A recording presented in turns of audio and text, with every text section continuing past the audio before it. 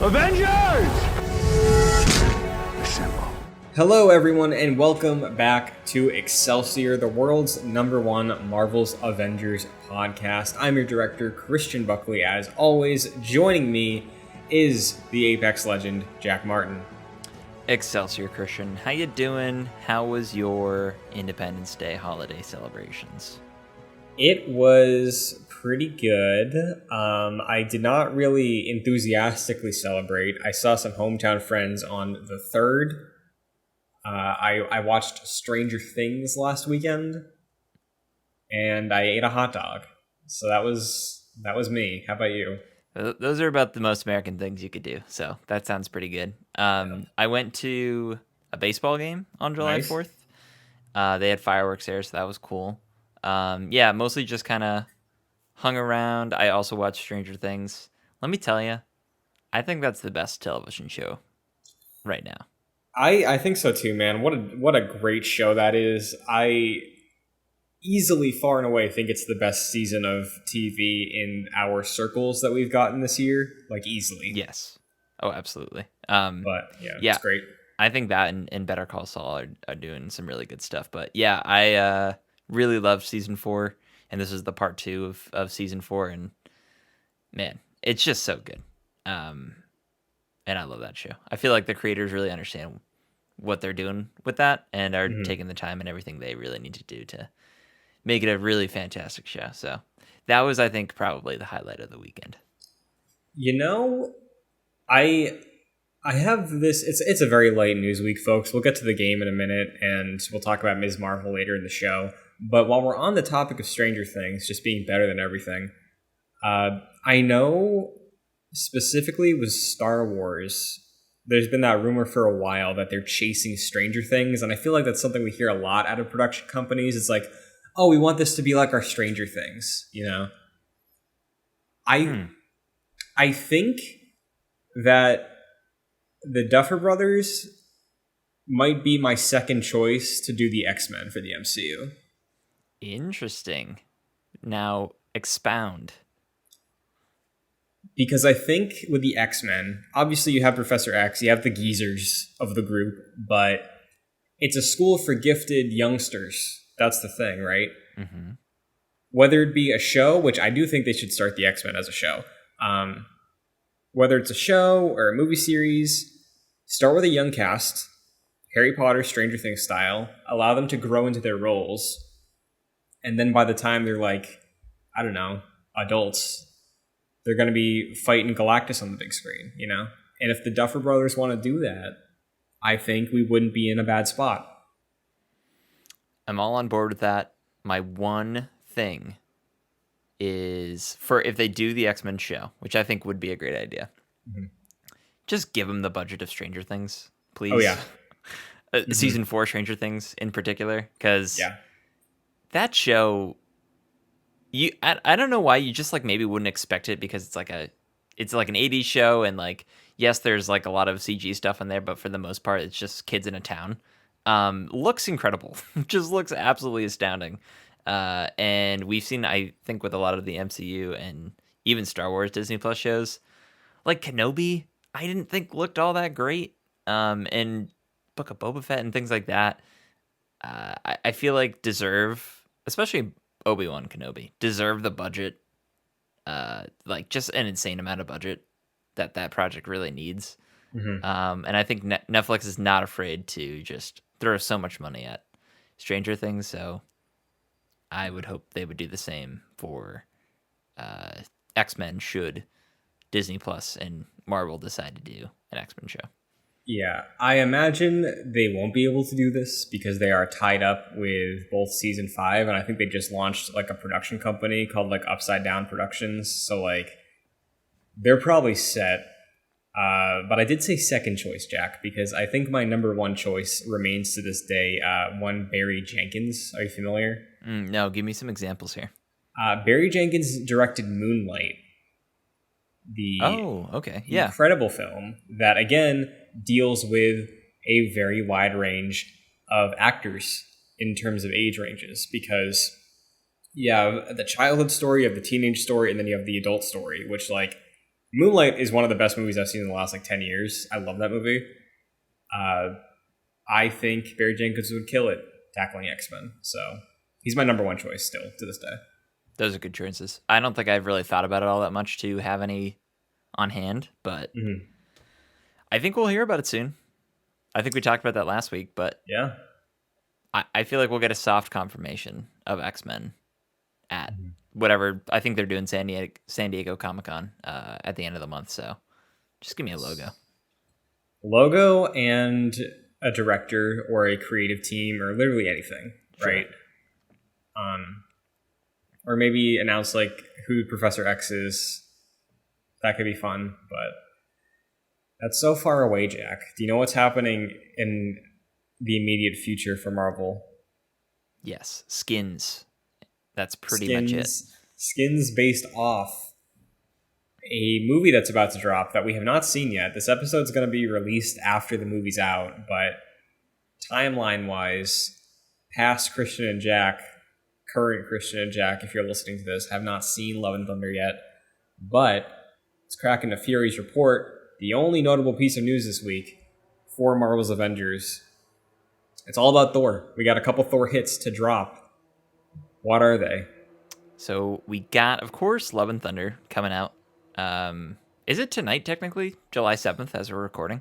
Yes, I could go to a theater right now and go see it if I wanted to. But I would like to avoid the rush of Gentle Minions viewers. Yes. You know, still too fresh.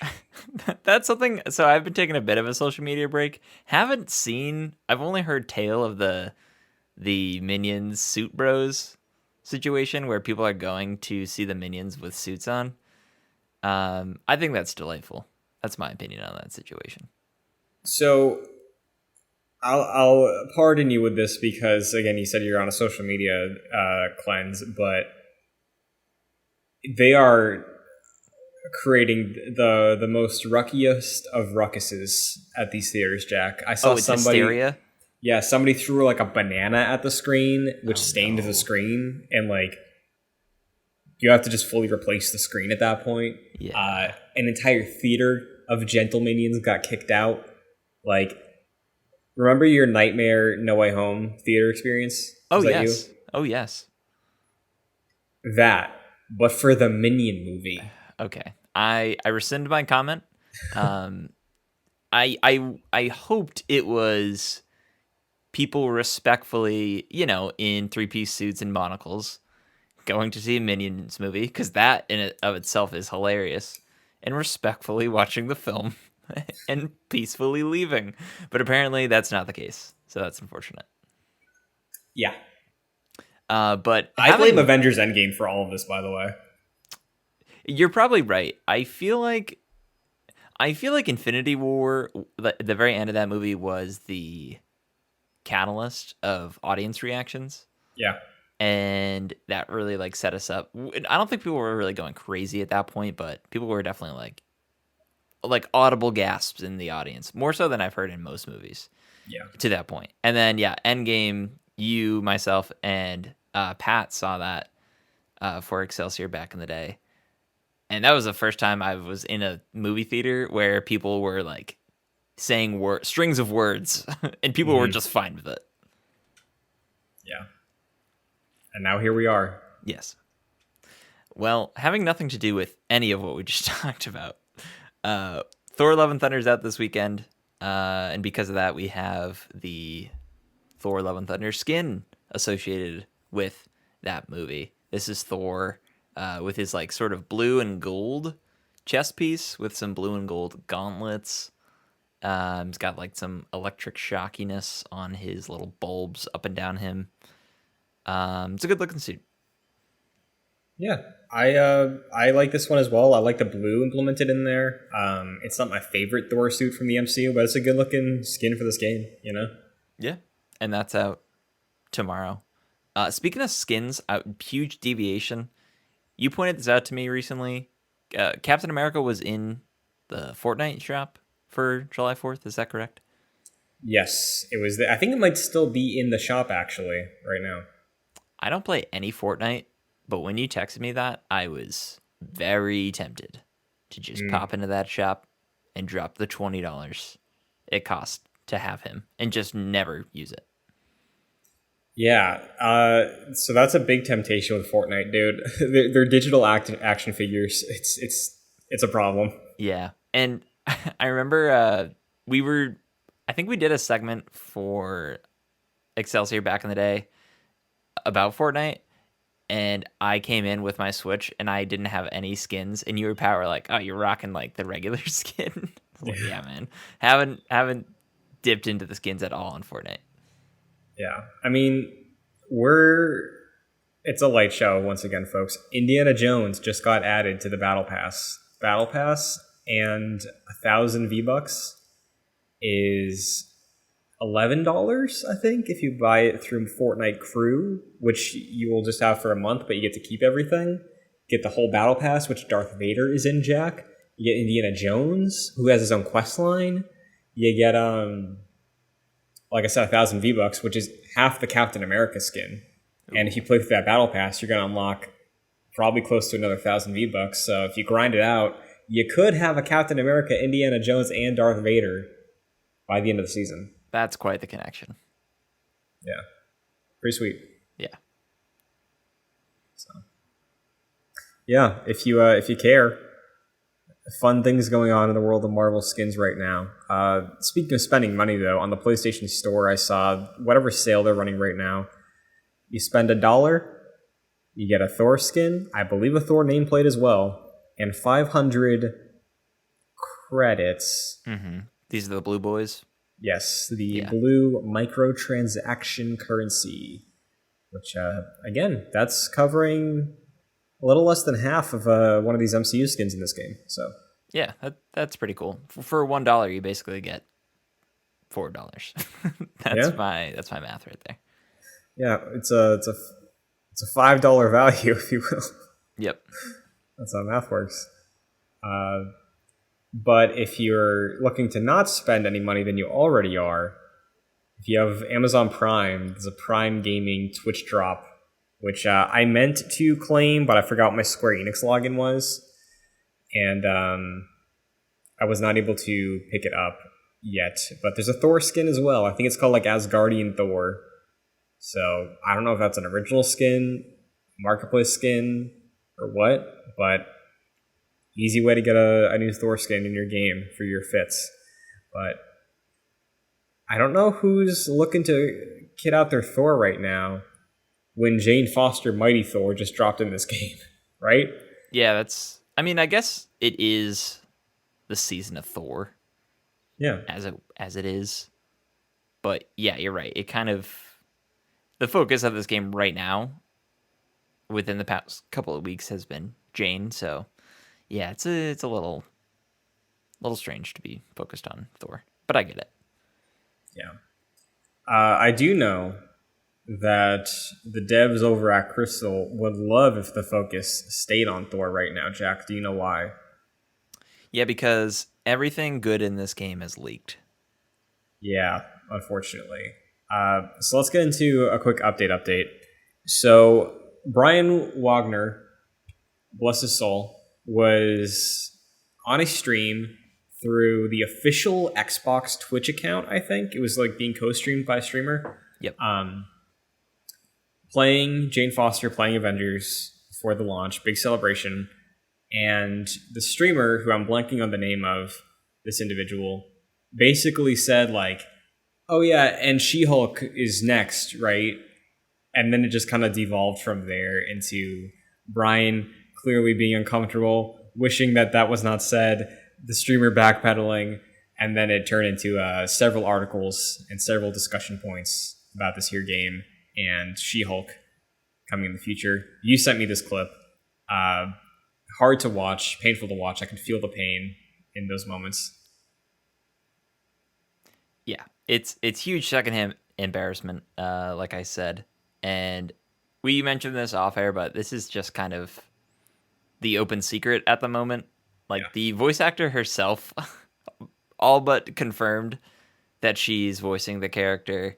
And there's been like numerous leaks in terms of like, I think Miller leaks and things like that. So it's no surprise here. It's just unfortunate that everything in this game keeps leaking. Like, I can't think of something that really has been particularly surprising because I think the game has been like very data mined to hell, and like we had voice clips of Christopher Judge doing his Black Panther before, like maybe up to a year before the raid even or the expansion even came out. So that's just how it's been going with this game.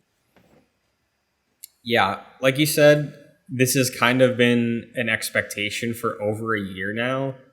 Uh, like we've all known She-Hulk is coming to this game and was probably going to be like the 2022 hero. I think it was either last week or the week before or episode prior.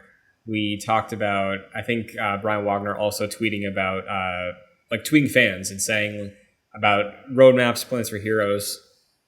And it sounded like the next hero was going to be something unexpected, which you and I both wrote off She-Hulk because it's like, oh, well, we all know She-Hulk is coming to the game, so it can't be her next. But yeah, that might just have been like a we're not acknowledging the leaks sort of thing.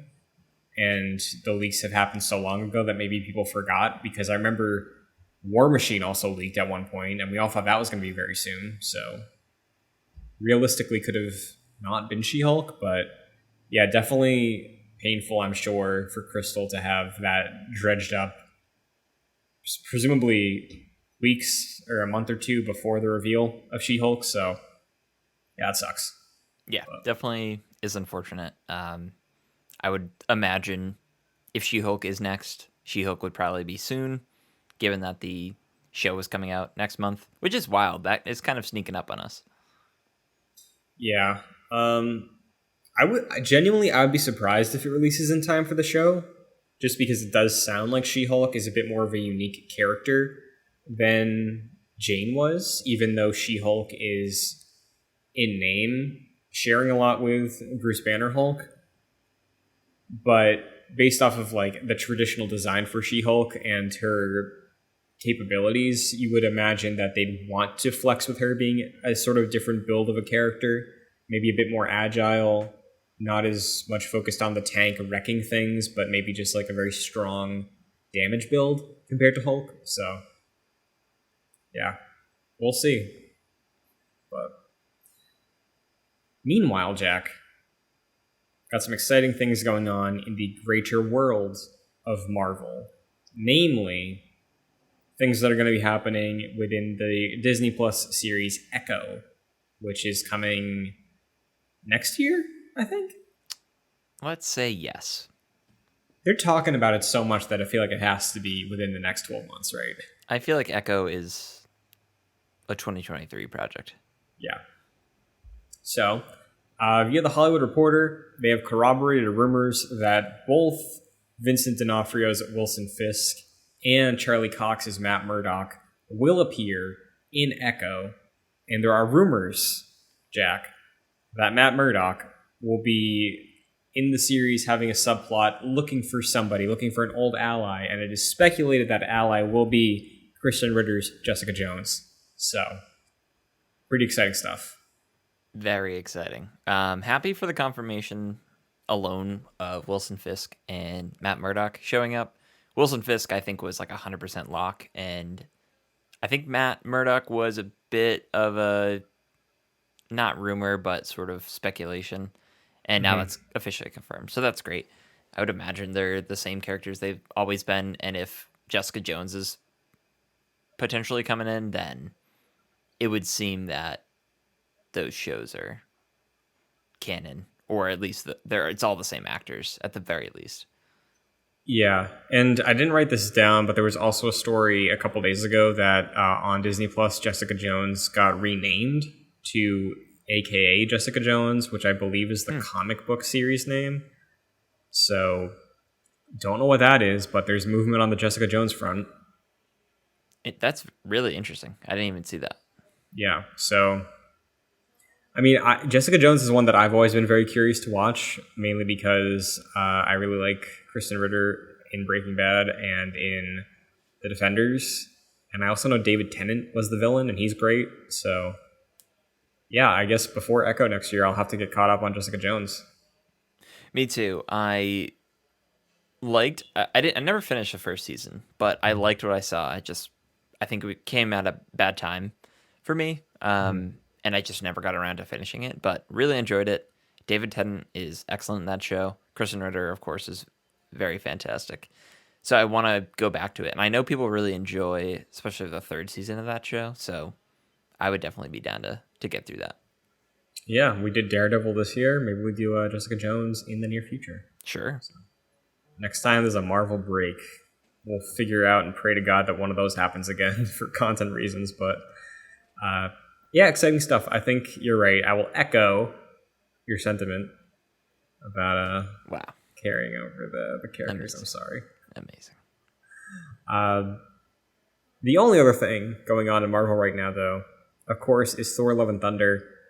General impressions have come out over the last week or so from pre-screenings, people who are first getting the chance to see it now. Not going to get into heavy detail here, but it seems mixed. Yeah, again, I haven't really seen too much of anything anywhere, but I've seen the Rotten Tomato score. That's kind of unavoidable at this point. Yeah. And I've seen like a headline or two about people's impressions. For me, it seems like it's probably a very Taika Waititi movie. Mm-hmm. Like, I again haven't seen the movie, haven't seen too much about it, but that's probably what I'm expecting going into this movie, given that Marvel likes to let its like big directors just sort of do their thing, and they definitely let him do that with Ragnarok, and I would expect that to continue and just let the leash off a little bit even more with this movie, similar to how James Gunn was able to do that with Guardians of the Galaxy Volume 2. So that is where my head's at before seeing this movie. That's a very good way to frame it. I didn't think of it that way, but you're 100% right. And I love Guardians too. So I'm sure the Taika stans will be very happy with this movie. I don't think I'm nervous about it. I feel like within the last week or so, maybe like 2 or 3 weeks, my excitement for it has kind of cooled off. We're still definitely going to see it this weekend. Still looking forward to being able to talk about it. But yeah, at the very least, I just hope it's a good time. I hope Christian Bale gets to eat up some dialogue, shoot out some scenery, you know? Yeah, definitely excited for Christian Bale in this one, like what you're saying. I really liked in the trailers with the black and white imagery. Yeah. I think he's just an incredible actor, and him being in the MCU seems really fun. And I honestly don't know anything about the plot, like at all. Apart from like the first and second trailers, haven't caught up with any of like the TV spots or any of the smaller trailers that have released since. So I'm pretty much as media blackout on this movie as I can be at this point. So just at the very least, as I am with any Marvel movie, excited to go in and eat a ton of popcorn. That is like, and enjoy myself. That is like the bare minimum of my expectations. Very nice. Lots of tangents this week, but did you see recently, I think it was for the press circuit for this, but Christian Bale was saying some words about Batman recently? No, what was he saying?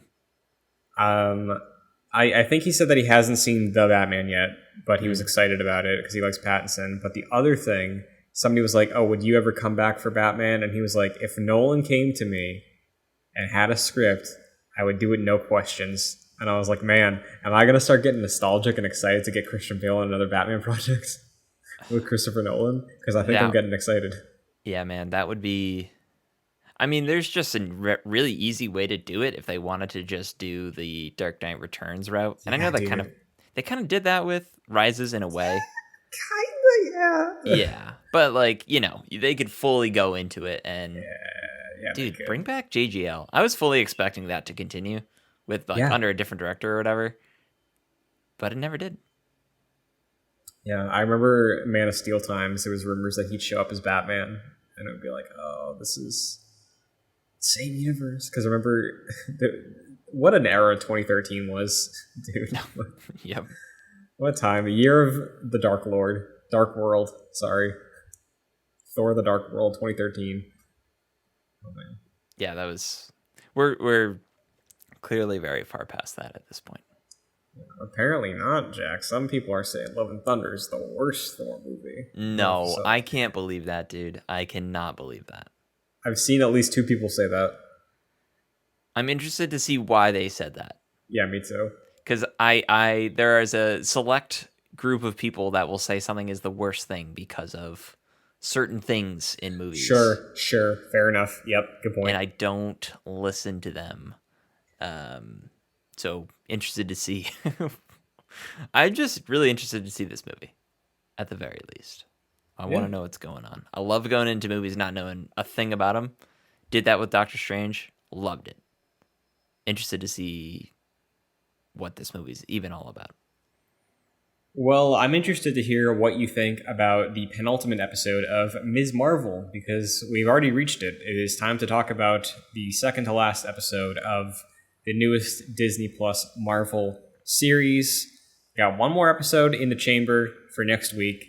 General thoughts. What do you think of episode 5? I remember last week you were still positive on the show. Has anything changed? Are you still excited about the future? Where are you at with episode 5? I'm mostly still positive on this show. This episode definitely is a departure from what we've seen in a lot of ways. Like, a lot of it is like backstory and flashbacks to characters we're not familiar with. So that eats up, I think, like half the episode. Mm-hmm. And I've heard complaints of people saying like the 6 episode run maybe hinders the show a little bit because they have to cram a lot of things into the show to really wrap it up. And I can understand that, but I still really am enjoying the ride. I liked the emotional points of the show and of this episode, and I really liked her family really accepting her, or her mom at least accepting her and understanding her powers and just kind of being okay with that. So yeah, I'm still really enjoying this show. I'm interested to see how they wrap it up because this episode kind of felt like the last episode in a lot of ways.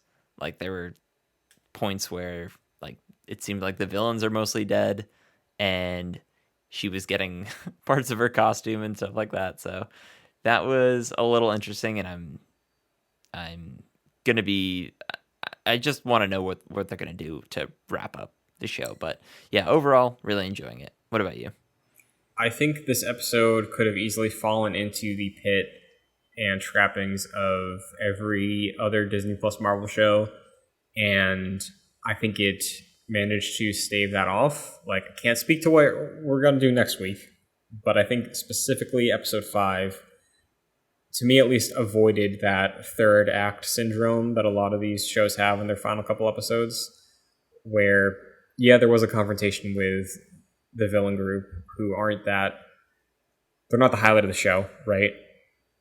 But the fact that we were allowed to like ruminate in this flashback period for a good amount of this episode made me very happy, because it meant that we were developing the themes of this show and the point and message of it more than the plot, which I think the plot was not that interesting to begin with, where it's like, oh, there's this group of Eternals kind of who have this other problem. It's like the division in that team. It's like, okay, yeah, whatever.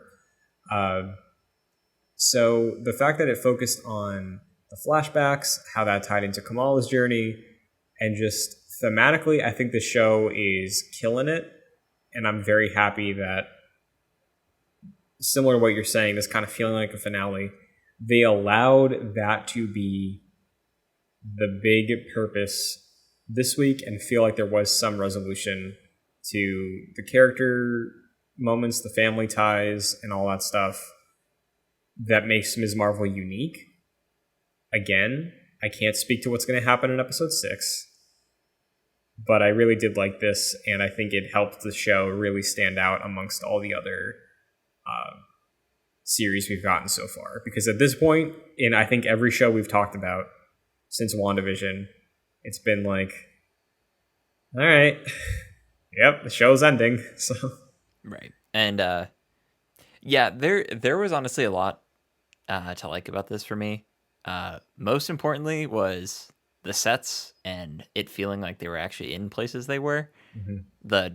The train station in particular. I was like, wow, Yeah. there's more than 5 people on screen. Because like every Disney Plus show, it's like, all right, they're in some supposedly populated place, and it feels so barren, Yeah. and you feel like the claustrophobia of them like trying to get through like these waves of people. So I thought that the show looked great on that level, and also just in general, I loved that scene of Kamala actually being the person to, I think, help her grandmother get on the train and get where she needed to be. I always like that sort of thing, like popping up with uh, like the third Harry Potter book or Yeah. movie. Uh-huh. Like, it was immediately my thought, like, oh, it was me the whole time. I thought that was cool. I I did want to say I had a feeling that we were setting that up for a while now, but the execution of it I did like, and like you, I do enjoy when that, however the hell they can make it work, actually is what we end up doing with it. Like the example you gave of Prisoner of Azkaban, that reveal was really great, and here I do like it as well, and I think it fits Kamala and just serves the purpose of really establishing the theme of the show being embracing your family and embracing who you are, right? Because I think that was a lot of the fears that I read about going into the show, that it would remove that struggle that Kamala has. But episode 1, right, we learned that her grandmother has this crazy story and that everybody thinks she's senile because when she was a kid, she was saved by like Starlight. And then Kamala steps up and embraces that truth, and like that's what her family's history is. That's why her family is where she is in this show, and I thought that was a very poignant way to sort of make the character feel in line with what people were hoping the character to be, or at least the journey that she goes on, right, of accepting who you are no matter what people think of it. And I think tying that to her grandmother, who again out the gate was treated as this crazy person, was very well done. I liked that a lot. Yeah, I'm interested to know how much this deviates. Obviously, her powers are different, but in terms of the backstory, how much it deviates from the comics, because I really appreciate how much of a focus in the show is on her family. And I really like the line of her grandmother saying, like, our family has magic, or our family's magical, something along those lines. Mm-hmm. I really liked that. And I think this could have been really a like sidestep story in the show, but you can tell that everything we saw in terms of like her lineage was really important to where we are now. And I like how the show's taking more so of a focus on her family. Yeah, I completely agree, and I think it's unfortunate that like we've had to shelve uh, her friends, right? Because they also had a really strong presence for being a support net for her in the first few episodes. But I'm sure we'll get some sort of resolutions next week as well. Um, but yeah, I'm glad that the show's sort of embraced its own identity, and I'd be curious to go back and look at what the episode fives were, or in the case of WandaVision, episode 8 or 7, to see like how strong we felt about episode fives of the past, because I feel like this is probably the best episode 5 we've had. Is the flashback episode for WandaVision, is that the second to last episode? Is that like with the deed of the house and everything? Yes. I will check. I have Disney Plus pulled up. Okay. I'll If look. so, that is my favorite. And it's funny because this is also a flashback episode, partially. Yeah, that was that. Wait, hold on. Was episode 5 of Moon Knight the flashback episode too? Where we get to see everything, like the creation of Steven. Yes. All right, hold on. Maybe I was wrong. maybe this is a pattern. Okay. Falcon and the Winter Soldier. Jesus Christ, Jack. No, wait. Falcon and the Winter Soldier, they just go to the farm. Okay. Maybe not the farm, but you know what I mean. Episode 8. Episode 8 of WandaVision, the penultimate episode previously on, Wanda embarks on a troubling journey revisiting her past for insight into her present and future. Yeah, that's my favorite so far. Okay, so penultimate episode, flashback. I'm clicking on Moon Knight right now. I think you're 100% right with the Moon Knight one. Episode 5, Asylum. Mark and Steven search through their memories to find the truth or become left behind. Mm-hmm. What other shit? Was there a flashback episode of Hawkeye? I forget. I don't think so. What about Loki? That's kind of in the first episode, maybe. I think so. Yeah, Loki episode 5 is the weird episode in the upside down. I don't know what else to call it. The purgatory place. Oh, okay. Yep. Mm-hmm.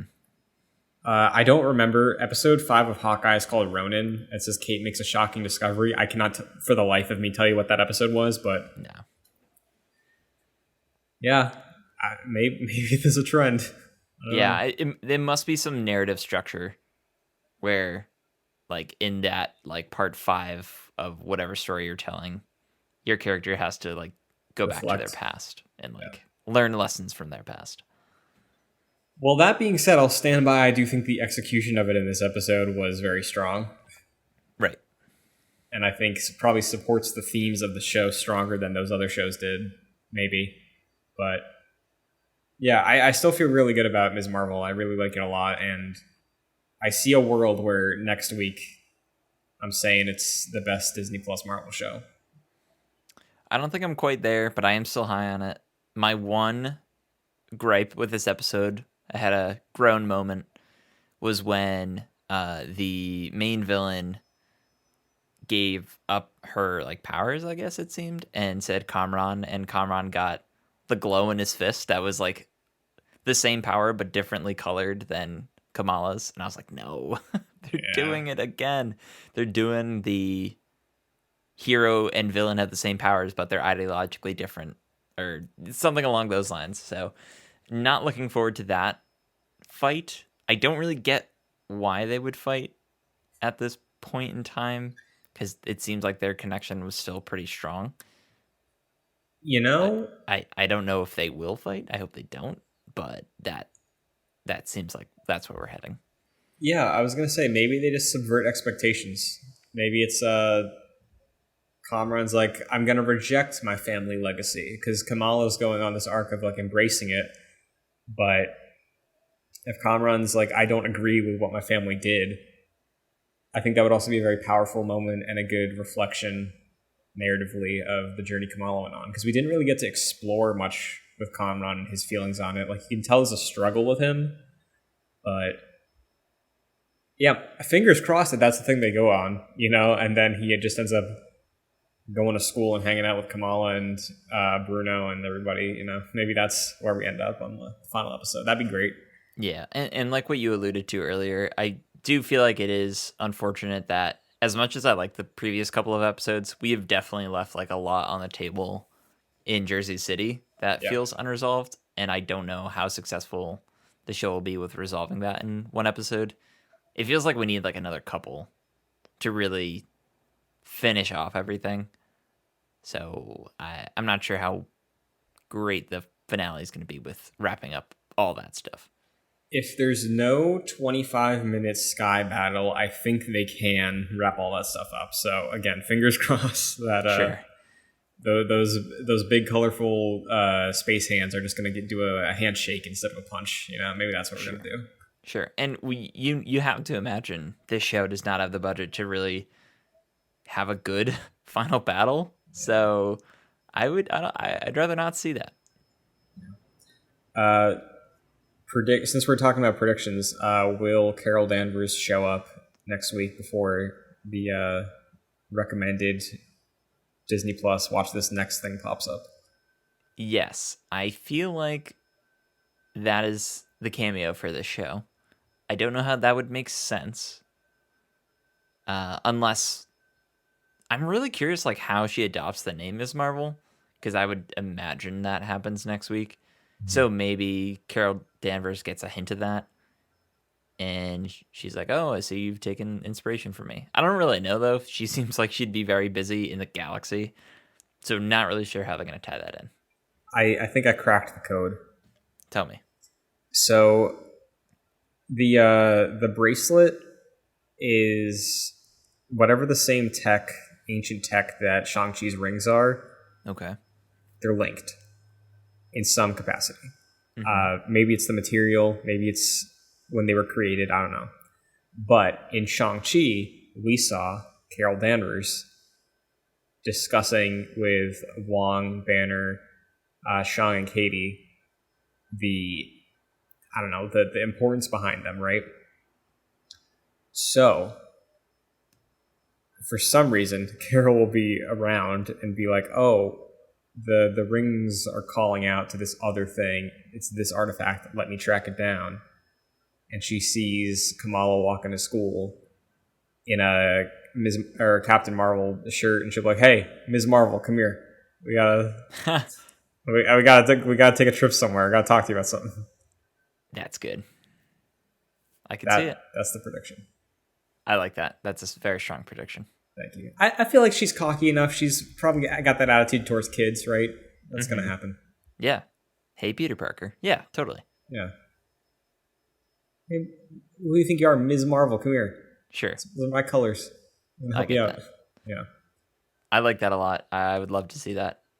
Very curious to see how they implement that. Yeah, because this is presumably going to set up why Kamala's going to show up in the Marvels, right? Because I don't think any of the Marvels show up again before that film, right? No, I don't. I think you're right. Is that next year?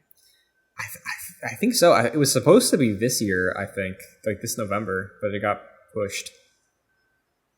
Let me look up the date real quick. Yeah, that seems like a 2023 project. July 2023, about a year from now. Okay, yeah, I don't think any of those characters show up in any projects before that. Yeah, so this is the perfect time to do it. Mm-hmm.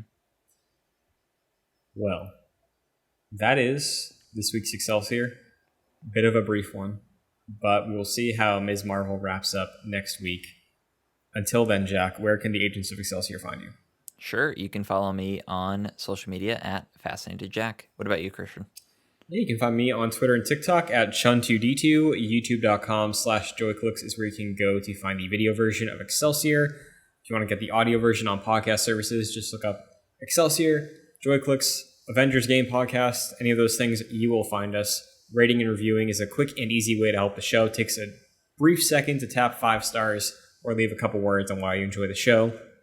We appreciate it. It helps us reach more people. And if you want to support the shows even further, you can do so by going to patreon.com/joyclicks at the $1 and $5 tiers. $5 will give you producer credit on every show we produce, like Aaron Easton and Jose Garcia. So thank you very much. And next week, this feels like, I say this a lot around these times, we will have the finale discussion and the Thor review. I feel like those line up all the time now. Yeah, it does feel like a show starts or ends when a movie comes out. Yeah. But hey, then I do think we have a Marvel break. Right? Yeah, until She-Hulk, right? Yeah, we got a full month. Wow. So comics, maybe? Comics? Maybe we replace Spider-Man? Maybe we do something like that? Dude, I've been thinking about that comics Spider-Man series you've been talking about forever. Where he, Life Story? Yeah, man. Life Stories? I would read Life Story. All right, pencil it in. Alrighty. So, look forward to that. But until then, Excelsior.